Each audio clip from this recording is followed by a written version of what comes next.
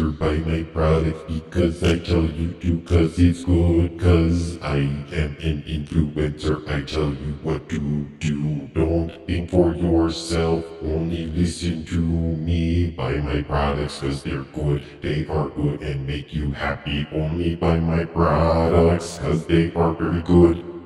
Hello, everyone. This is Noah. This is Synchronicity. I don't know who that was. That was some weird song that slipped in somehow from somewhere. I just saw a lot of people railing against influencers. And what's weird is there's this counter brand of influencer that now makes fun of the influencers who are clearly doing it in a weird way. And they're doing the same thing as the influencers they don't like, but they're doing the opposite, but it's the same thing. So I'm just making fun of everyone who's, listen, if you got a little attention online, that's cool. Use it responsibly. Don't use it to make fun of other people. Well, do it if you know how to do it lovingly. Making fun of people lovingly, that's the best. That's what you are afforded to do when you actually understand other people's perspectives. Anyway, welcome to this episode of Synchronicity. We're going to be talking questions. We're going to be talking answers to those questions. It's going to be a fun time. Before we get to those questions, and there are many of them, 12 of them by my count, I want to talk about a little analogy that I came up with this morning for the people in the CryptoSync server, which is, let's be honest, it's not a CryptoSync server anymore. It's just an imagination place. I think the alt pocket bot that shows the Bitcoin prices and all the altcoin prices broke today. If there couldn't be more confirmation that it's not a crypto server anywhere. Anyway, Jessa was on, and I got a hearty 1-star review from the Jess episode, which I understand vehemently disagree with, but they were like, you guys are delusional. What the fuck are you talking about? And I knew going in that some people would be like, what was that? And Alexis, my wife, is one of those people who's like, she gets it, but she's like, what was that? And here's the way I would explain all of this stuff. Anything, whether it's aliens, whether it's dimensions, whether it's Buddhism, whether it's shamanism, ayahuasca world, toad, whatever it is, they're all, think of it like this. This is what our reality is, all right? You think of reality like a giant movie theater, okay? You walk in, you have a free pass for unlimited food, candy, soda, none of it's bad for you. You can do whatever you want, just go to town, and you're there for the whole day. And it's a long, long, long day. There's infinite movies for you to walk in and to watch and to have fun in. So you walk into a theater and you start watching, let's say, a scary movie. I don't like scary movies, but let's say you're the type of person who likes a scary movie. So you walk in and you're really into this movie and you forget it's a movie. All of a sudden you're in the movie. How the fuck did you get in this scary movie? How do you get out? Right? So that's what a lot of us do when we walk into these movies, but it's easy to get out. You get up, you walk out, and use the bathroom if you have to, refill your popcorn and candy, and then you walk into another theater. Movies I like, they're comedies, musicals, funny things, and dramas, documentaries, those types of things.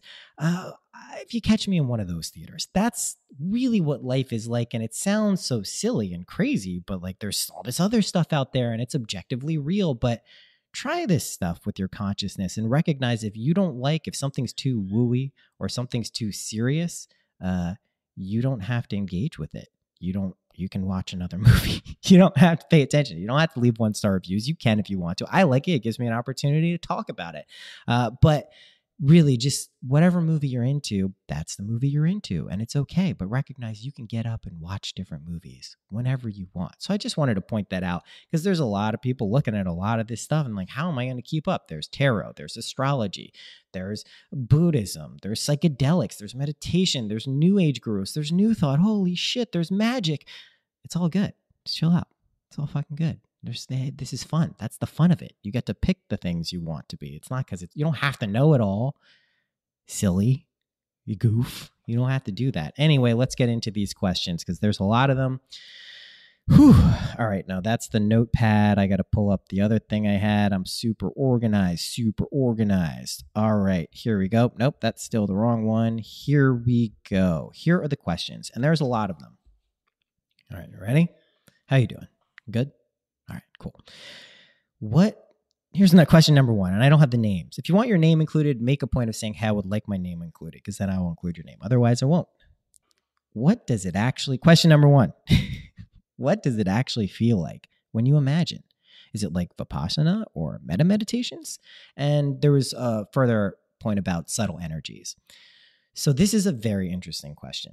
Now, it doesn't have to feel like anything, right? These subtle vibrations. If you don't know what I'm talking about when I say subtle vibrations, if you don't get kind of like a moving, pulsating, rotating sensation in your third eye, or maybe chills up your spine, or goosebumps on your arms, or all of this stuff, that's cool. You don't have to, you don't need to be connected to that to feel it. But if you are one of those people who maybe experience that when you're doing loving kindness meditations or Vipassana, other 1.8 or breath meditations, you'll probably feel some stuff, but you don't have to physically feel it. Really, there's an emotional resonance that we're going for, a felt sensory, emotional, kind of etheric body sense. I don't know how to describe it. I had an experience the other night where I was dreaming, and when I woke up, I had like 3 different dreams. I don't remember them right now.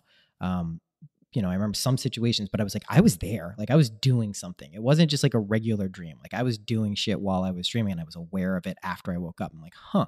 So there's stuff that's happening here, I guess. But again, stable imaginal acts create reality. So it's whatever you believe. That's what it's going to feel like. Don't let it be a hindrance that trips you up if you think you have to feel something. You will notice also paradoxically when you let go of, maybe the way it's supposed to feel or something like that, it actually starts to happen. It's pretty interesting. So that's a fun experience for people who haven't felt it. It's like if you stop trying to feel it in that specific way, it may actually happen in another way that is like, oh, now I know what Noah's talking about. So yeah, it feels like a lot of different things. For me, it feels like, yeah, like I said, my third eye moves, it rotates. I can feel kind of like pulsing, feel spinning. Depending on what I'm doing, I can feel chakras, the 7 main chakras starting, right? We have the one at the base of the spine, the root chakra, Muladhara. I'll use the Sanskrit terms. And then the second chakra right around where your sex stuff is, that's Svadhisthana. And then we have the third chakra, which is Manipura. That is kind of right where your belly button area is. So, and then we have your heart chakra, right? It's around your solar plexus. And then we have your throat chakra. Oh, did I not name it? Anahata is the heart chakra. And the belly button one is Manipura, if I didn't say that. So we have, going from the bottom, the first 4, Muladhara, Svadhisthana, Manipura, Anahata. And if this doesn't mean anything to you, just skip ahead like 30 seconds. Then after Anahata, we have the throat chakra, which is Visuddha. And then we have the third eye chakra, a lot of people know, which is Ajna. That's between your eyes. You kind of feel it a little above. And then you have the crown chakra, Sahasrara. And there's a lot more chakras. Some different systems have way more, less. There's primary ones. There's other ones. It's like kind of the elementals of the world.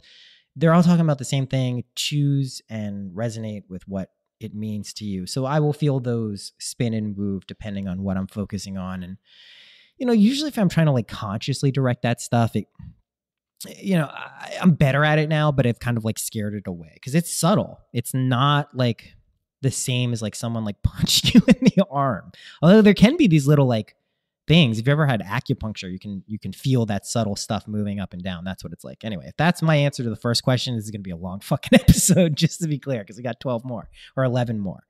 All right, this is actually even a bigger question. There was a long email, and I really appreciate it, asking, someone is a cannabis user, but they were asking because they had questions about their relationship with cannabis. Sometimes they felt like they were smoking too much, or like it wasn't healthy, or like it was, but they weren't sure. And so they asked me, like, how do I interpret and handle my relationship with cannabis, weed, ganja, Ayri, jobless? I've thought about this a lot during my life because at periods I will consume a lot, a rapper's quantity of marijuana, of weed. And you can be like, whoa, what is going on? And at times, if I'm being honest, it has been an escape mechanism, a way of dealing with reality in my own mind, which then it became that. But if I'm really speaking honestly about what it's provided me my entire life since I've been using it and it's been using me, is just I love it. I fucking love it. And I know it's not bad for me. And I love seeing all of these health benefits show up in the world and the endocannabinoid system. And I know that some people have a difficult time with it. And I'll take the time to address this again. Cannabis, she will bring up your unconscious material. She will bring up your shadow stuff. And if you don't shed a light on it, or you have an aversion to looking at it square in the face, that is not going to be a pleasant ride, typically.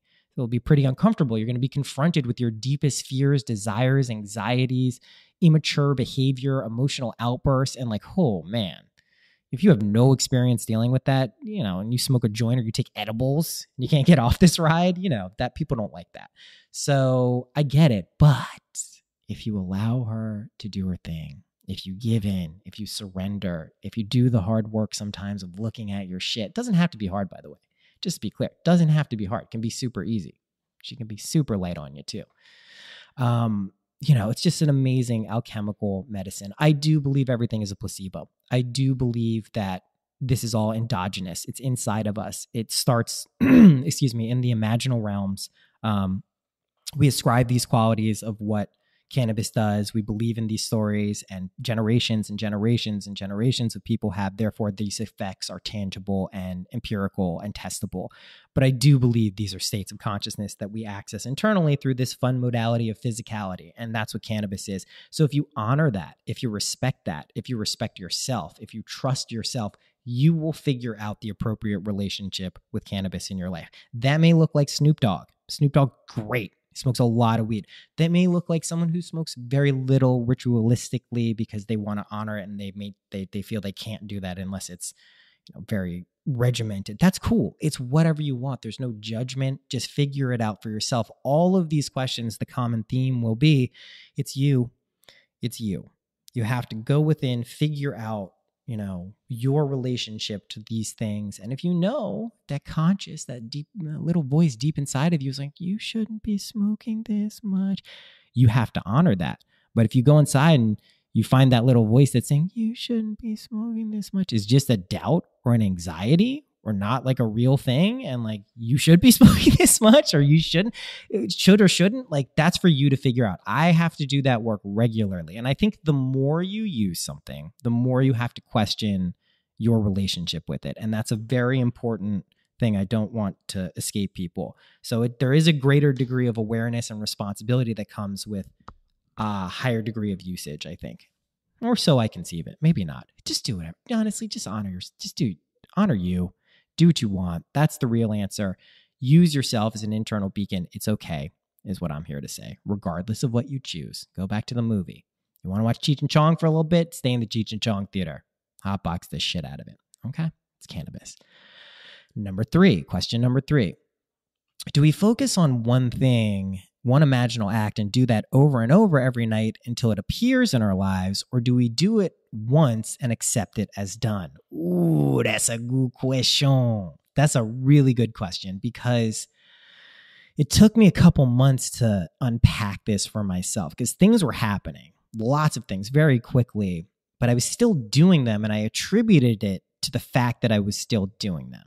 But then I was still doing them, and then the things kind of started to not happen in the same way. And I was like, what the fuck was that? What is going on? And then I realized what the whole kind of gist of it is. All of these techniques, while accurate and real, and they do work, are completely contingent and dependent on your belief in them working. I know that sounds like so batshit crazy, but you really do have to empirically prove to yourself any of these scenarios and believe it and feel it before it can happen. So the truth is this: you could do it once. You could do it while you're awake. Catch the vibe, accept it, and then let it go and just carry it around like a fragrance. Be like, boop, thank you. That's done. Amazing. And that works while you're awake, right?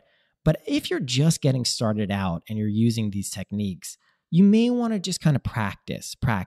And then eventually you'll find one night when you're going back into the scene that maybe you're just like, you jump into it and you're like, oh, no, I got this. Oh, cool. Like, you can jump in for fun. And this is nice. And you don't get weird about it. You're like, oh, I got to do it again.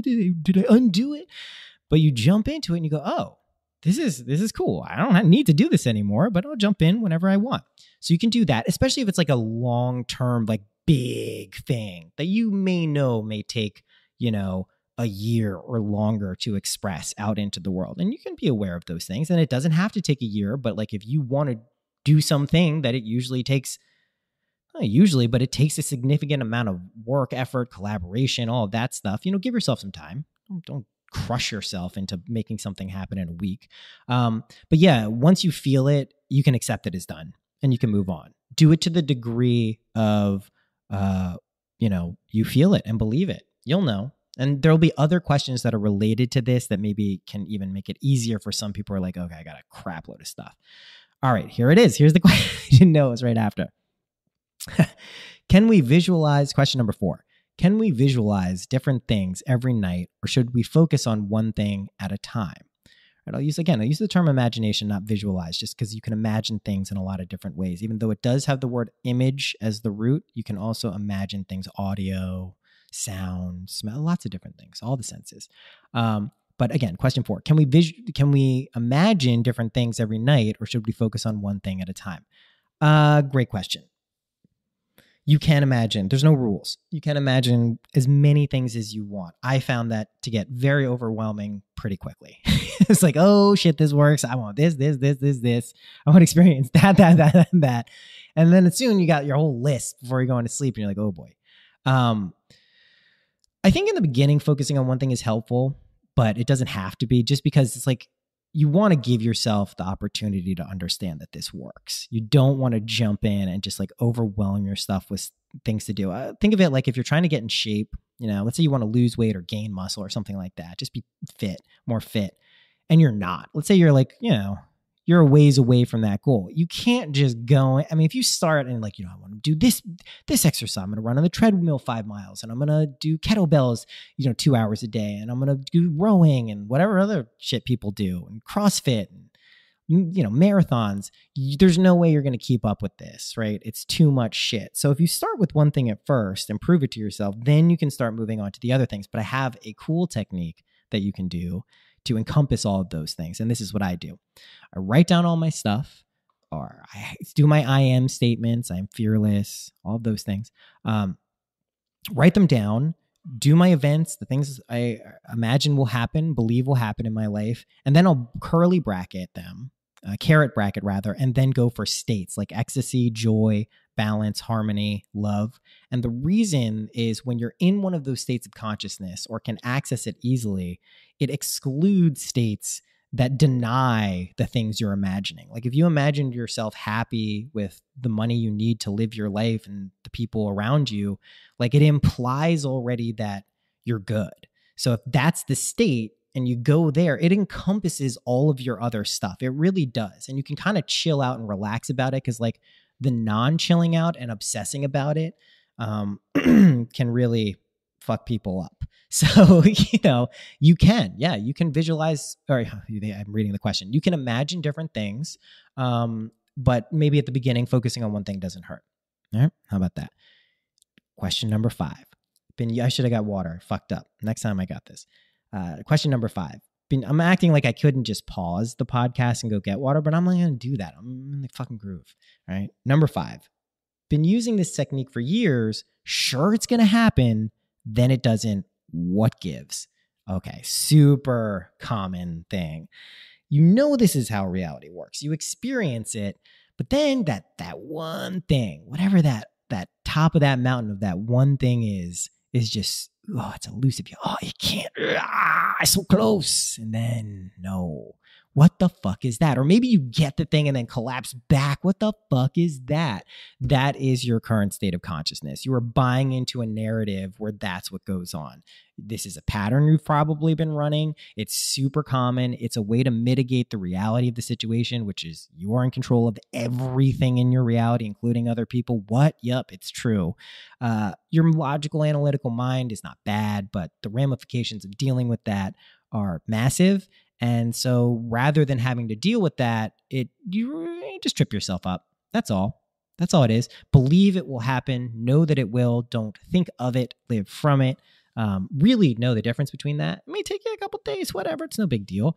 Then it will happen, and then you'll know. And then you get a whole other, then you can go into another movie if you want. That's what we're working up to here. Using that movie theater analogy, we're working up to being able to get up out of a movie at any time and walk into another one. Those movies are states of consciousness and perceptions of reality. And it's just nice that we can do that, right? Question number 6. How and why does my physical body and my relationship to my body start to change when I use these techniques? Well, I know exactly what you're talking about. And I've spoken about this as another great question. Well, all I know is this reality is an after effect. So if you can change and believe in a different version of yourself, and that version happens to be a healthier version of yourself, and you're not incredibly healthy right now, naturally you will start doing things that move you towards that. That may look like changes in eating habits, exercising habits, wellness habits, meditation, yoga, things like that. And then you'll get weird shit, like your physical body changing and looking different. And I don't know. I know it's because this physical world isn't as solid as we think it is, but like I was losing my hair. I don't know if I've spoken. I think I maybe spoken about this on the podcast. And it was weird because it was like a schism. Like on one level, my dad lost his hair when he was younger than me or started to. And, you know, it's possible that it's a genetic thing, but don't believe in genetics, friends. I know that sounds so weird, but please don't. And if it's negative, if the ramifications are negative, you're just believing something that you don't have to. But anyway, I started losing my hair maybe like 2-3 years after my first son Eli was born. And then I was just obsessed about it for like 5 months, 6 months. Oh, I was just Googling. And then I got on all these they were ad targeting me, and they were just sending me more and reinforcing it and sending me weird hair helmet ads on Facebook and lasers and all this shit. And then I started getting really judgy, like people who I thought had transplants, like Tom Brady. And I was like, and I was just reinforcing it. I was like, oh no. And I was convinced. I was like, I'm pretty sure I'm going to go bald. But then another part of me during this whole time was like, I don't see you as bald. That's weird. I can't really picture that. I don't see it. Like I can kind of do it, but not really. Okay. All right. So this is just weird to talk about this shit. So my family, my hairstylist, can attest to the fact that in the past few months, my hair has started to grow back, and it's weird. And not only is it growing back, just hair, like my facial hair is also growing like very quickly. It's weird. I also don't really get sick anymore. And I know this shit sounds so batty, but the physical reality in many ways can be altered if you actually believe it can. And you have to get to a pretty open place to believe that it can. And I also, just for my homies out there who have lost their hair, that would be a tough road to climb, to have hair that you lost grow completely back without a placebo. Like I even use a placebo. I use this Aveda stuff, which is supposed to be only for, keeping the hair you have, but it's growing back. That's weird. But, you can, I don't think people will have to be bald for much longer is what I'm saying. I think there is going to be something that comes out in the next 5 or 10 years. Someone will realize how to like empirically and physiologically grow hair back for people in a safe way. So stay tuned for that. That's just a prediction. It's a weird one, I know, but we really are. If you're just looking at empirical science too, like we're moving towards this stuff. And it's such a thing that like hurts so many men and women. Like the loss of hair is loss of identity on one level. And yes, you shouldn't be attached to your physical form, but also you should love your physical form. You chose it. Make it what you want. So I get the fear and anxiety that comes with something like that, or any physical thing. And the truth is like, you don't need any of that stuff to feel good about yourself. But if there is a way, and as you start changing your reality, you have some physical things change, that's pretty cool. I know this is super woo. I don't know what else to tell you. It would be one thing if I'm like, I think my hair's growing back, but like I'm going to other people. I'm like, is it? And they're not just telling me what I want to hear. I hope not. That would be weird. No one really treats me like that, I hope. I can see it. It's crazy. So yes, your physical body and your relationship to your body will absolutely change. And if you want it to be a different way, and that's a desire that's being served up by you to appreciate a state, so follow it. Question number 7. What do you do when you feel too much energy in waking life? Like it makes me feel wobbly and off balance. What do I do? So I know what this feels like. Happened to me, especially in the past. It would literally feel like the ground was moving underneath me. And it was just like, whoa, what the hell is going on? You just feel energy very strongly. It's overwhelming. You know, places with a lot of people can be like, what the fuck is this? Again, going back to the movie theater, it's your conscious perception of it. You can actually turn that off if you want to. If you're finding it difficult to turn it off, then maybe there's something deeper it's asking you to explore. So maybe you're supposed to get familiar with these energies and figure out how to put up a firewall, or I think that's what Jessica called it, but I call them shields from like Star Trek. You know, they're like force fields and shields. So, you know, try to figure out if you can, it's your imagination. It is real stuff too. I mean, it's imaginally real. People believe in this stuff and we do have these bodies because of that. So if you're picking up on them, just, you know, figure out how to modulate and regulate your own energies is my advice. Imagine yourself knowing how to do it, right? Every single one of these questions, the solution is embedded in it. You are the operative mechanism. Imagine the state or way of being or thing or whatever you want, and then that will happen. That's really it. You just got to believe it. And then it does. It's weird. I know. Question number 8. I'm a freelancer and want to handle my financial situation. I took time off to meditate and find myself, and now it's hard to find work. Expenses are coming up. What do I do?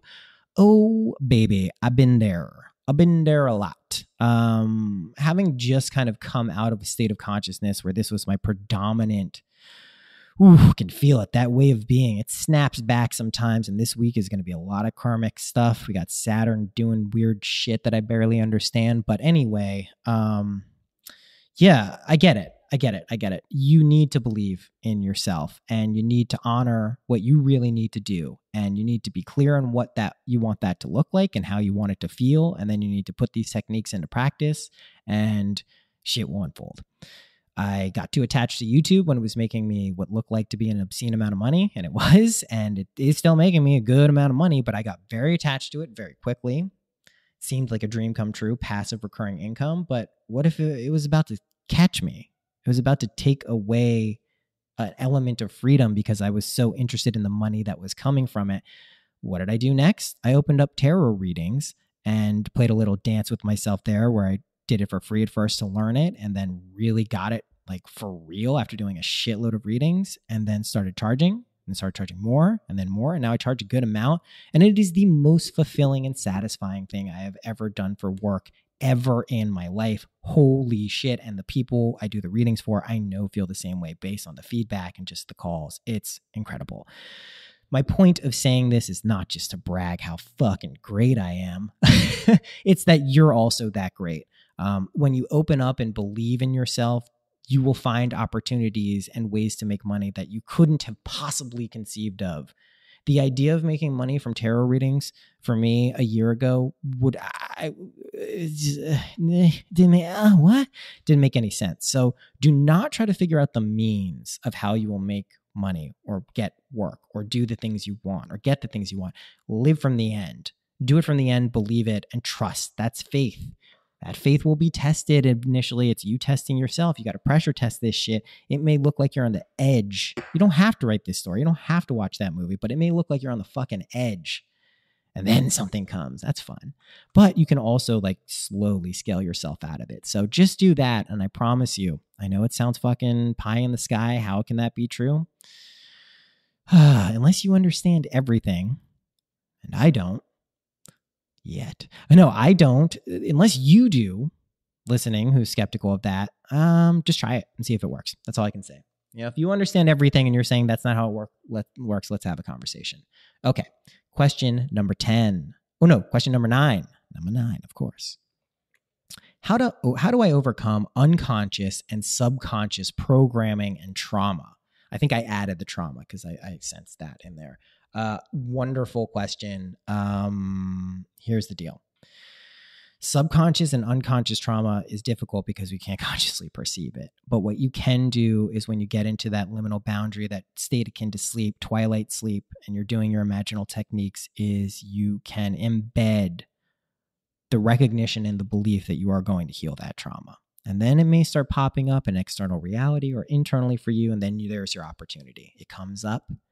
Rewrite it using revision. Imaginally go into this scene, rewrite it, work from your best place, give the images of the other people doing their best thing.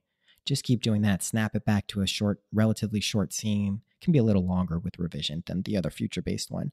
And just keep doing that. And soon, my friends, I reckon within the next few months, something like that, you'll notice, there will be a shift in your conscious mind. You will consciously start perceiving things differently. That's just been my experience, because there was so much stuff that I could maybe like sense slightly with my conscious mind. But then when I started doing this stuff, like it started popping up overtly. I'm like, oh shit, I got to deal with that. And then I would imaginally do what I just described using revision, and it would heal this stuff. And then it expressed itself sometimes in uncomfortable external situations following it, but ultimately led to a lot of healing. And healing does not need to be difficult or hard. It just doesn't have to be. It can be. If you want to watch that movie, it can be. There is wisdom and power embedded in that type of learning. It's your choice. Do not, if your ideology makes you believe that suffering has to be hard and painful and shitty for you to realize something, and you don't think that's a choice, that's fucked up, and you're selling yourself short, and you should question that ideology. It's cool if you want to put yourself through that as a decision, but you're just giving up really who you are if you buy into that. It doesn't have to be. You're choosing to watch that movie. I say that it came out pretty hard, huh? Jeez. Where'd that come from? All right. So question number 10.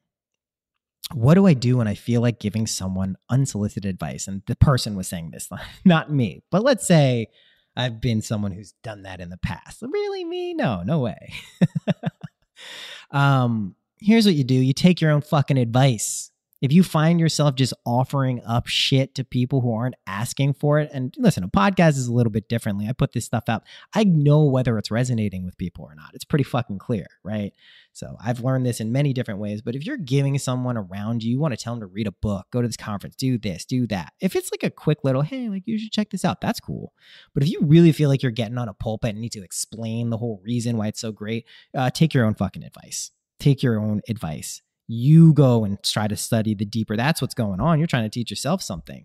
Listen, if you know you have a friend and this is perfect for them, and you know it, and you know it's not just you pushing your shit on them, go ahead, offer that book. There's nothing wrong with that. Don't doubt that. But if you know who you are, on the social medias, offering up your opinion on every fucking thing, and you got to do this, you got to do that. Take your own advice. Take your own advice. Okay. That was question number 10. Question number 11. I'm not a visual thinker, but I'm a verbal thinker. Whoa. I didn't know that people really, that's interesting, but I guess verbal, you mean audio? I was thinking like written, but verbal means audio. Okay, I get it. So not a visual thinker, but a verbal thinker. Will the techniques still work, and what should I do? I love this question because, again, all the techniques are doing is getting you to believe something. Just there's some things that we can do to make ourselves believe things more easily. One of those things is using your friend's voice or someone you trust and love, using their voice as the deliverer of the good news. So the thing you wanted, if you hear it in their voice saying, wow, it's so great you got that. Oh my God, that's amazing. I'm so happy for you. And you hear that and you hear your response. Yeah, thank you. Oh, it's so great. Whatever it is, whatever you would say. What would I say? Yeah, that's fucking awesome. If you keep replaying those scenes, that's just as effective. And for someone who is not, there's an actual term for this. I keep saying I'm going to dig it up. Someone wrote in, there's a term for people who cannot visually imagine. You can do it with audio. You can do it with sense. You can do it with taste. You could use it with made up senses we probably don't have. You just have to believe it. That's the key. So absolutely, it'll still work. Use the episode, I think it's like using your friends as angels. I go into that one explicitly. Okay. Last question, number 12. Should I do the exercise for every wish once, or do I need to keep doing them until it happens? And you'll notice this is like the same question basically asked over and over again, which is why I'm dealing with it over and over again in this episode. Yeah, it's just the belief. It's just the feeling with the belief that it's going to happen. And you need to believe it past your current level of consciousness, right? Your reality, if it's not immediately reflected back to you, That's your hurdle initially. You have to understand that what you imagined is real. This world, waking life, this is a dream. This is the after effect. This is what unfolds after we imagine a state to be. And we have an opportunity to exercise control and agency over that. So you can do it as much as you want. You just have to get to the point where you believe that this is how reality works. From there, I mean, this is why I have this podcast now and I'm sharing what I'm going through. Maybe different things pop up and you get different perspectives, and that's the beauty of it. But we literally, this is like a fun game we're playing. It's a fun movie we're watching. Like, we're in this shit together.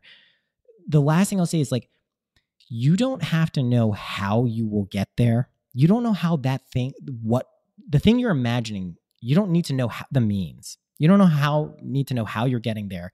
You just need to know that you're going to get there. That's all.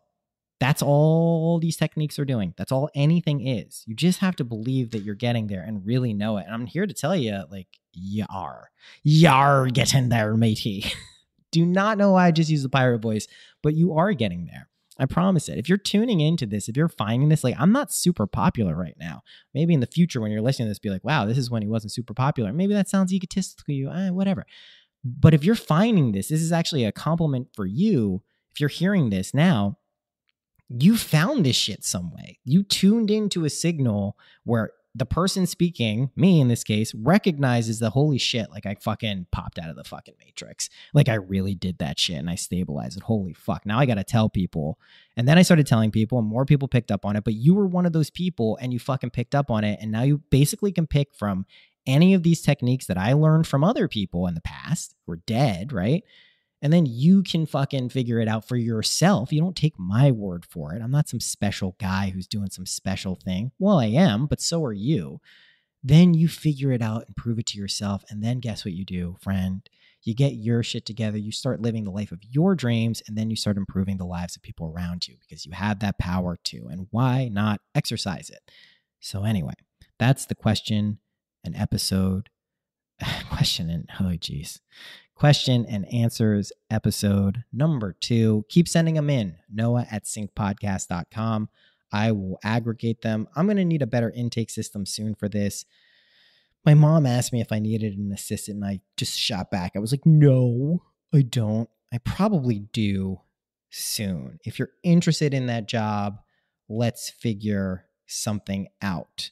I will pay, of course. Don't take this as a flood to hit me up for job offers because let's assume that it's not going to be a lot of money right now because I want to vet people who are like the right people. But let's assume that if you are the right person, then it probably will be a lot of money in the not too distant future. How about that? Tarot readings are open. I love it. I love it. I love it. I love it. You guys are coming in. We're having a lot of fun together. syncpodcast.com/tarot. It's really easy to get there. Sign up. Let's hang together.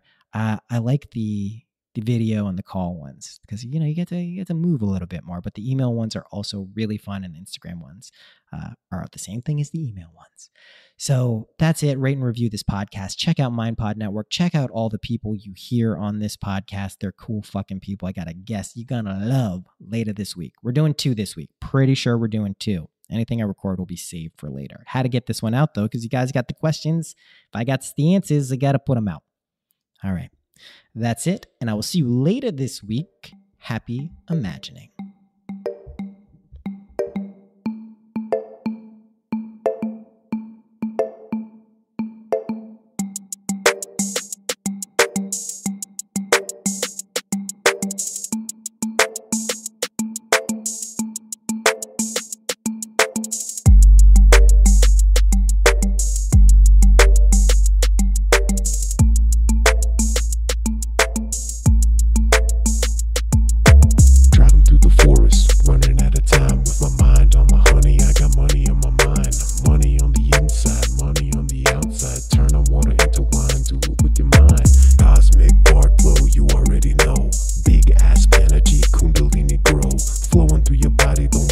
Afraid to let yourself go and ride the wave.